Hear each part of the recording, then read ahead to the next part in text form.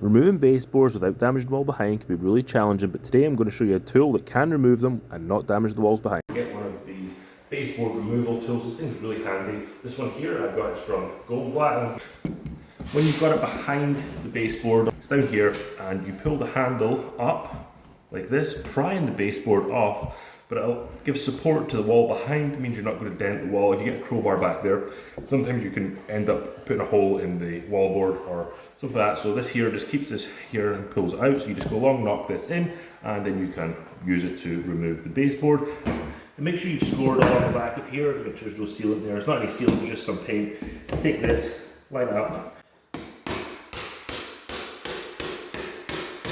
knock it in, and then just pull the handle. Move it over to the other side, knock it in. Then you can pry it off.